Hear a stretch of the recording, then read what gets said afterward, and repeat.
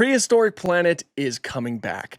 And it's coming back in a way that I did not really truly expect it to. That's in the form of Prehistoric Planet Ice Age. I am so incredibly happy about that. Obviously I love the Cenozoic. We're still living in the Cenozoic, so of course I love it.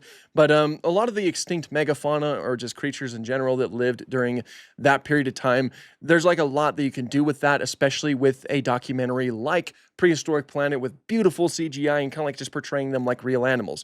And I always thought that they should do something like that because it is called Prehistoric Planet. It's not called Dinosaur Planet. It's not called Maastrichtian Planet.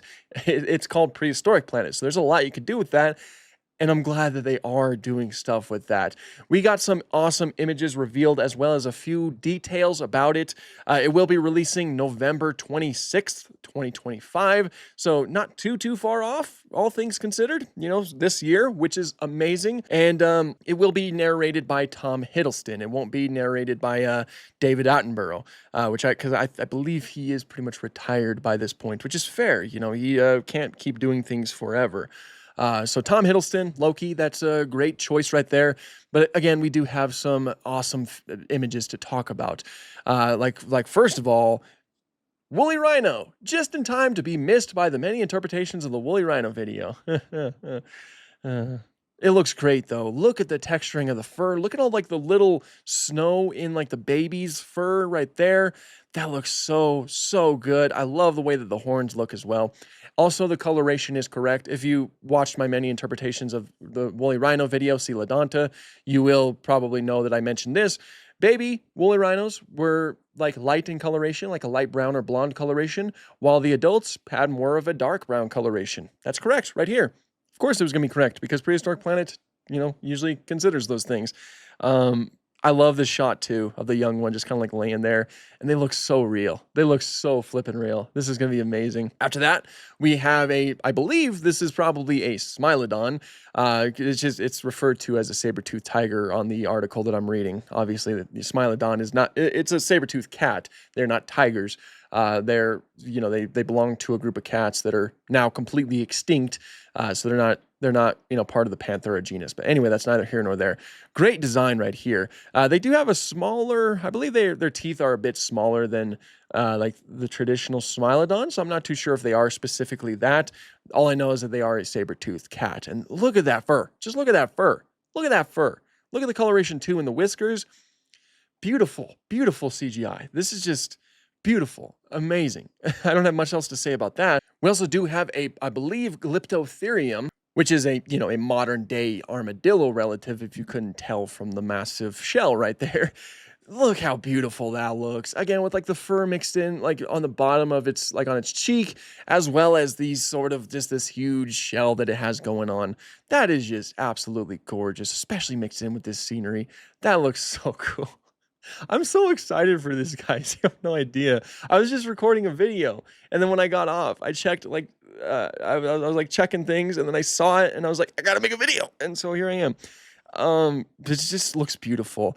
We also have these fellas right here that are called scimitar cats. These are likely Homotherium, given the way that they look. One of the ways you could probably guess that they are Homotherium is that they have a pronounced chin, which is something that is suspected for Homotherium, especially after the cub was just found and it has like extra fluff on the bottom of its chin. So it's likely that Homotherium had like a pronounced chin as well. And they also they do have long saber teeth, but not as long as Smilodon. So it's likely they would actually like cover their teeth up, which is obviously shown right here. They look so good. I love the white coloration too. The white coloration looks incredible. The lighting on them as well just looks amazing.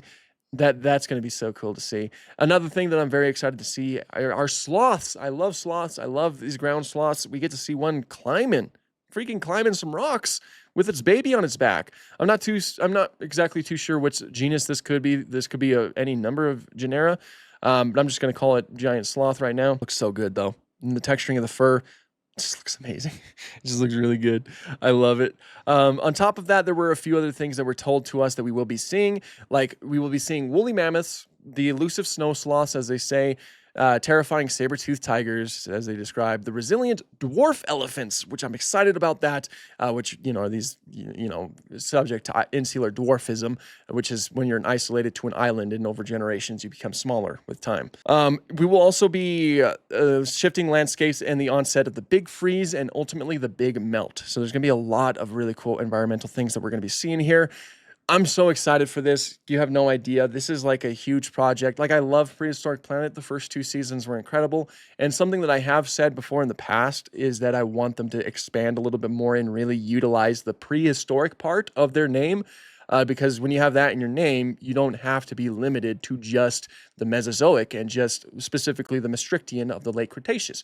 This gives them the opportunity to tell some, like, showcase some really cool animals, some that maybe even the public doesn't know about, and just do it in a breathtaking way with gorgeous CGI, because Prehistoric Planet does have gorgeous CGI, and in just such a way that just, I don't know, like, turns a lot of these animals into household names, I suppose. I don't know. I'm just very excited. I'm gonna keep an eye on this, of course, and I can't wait until we get our first trailer.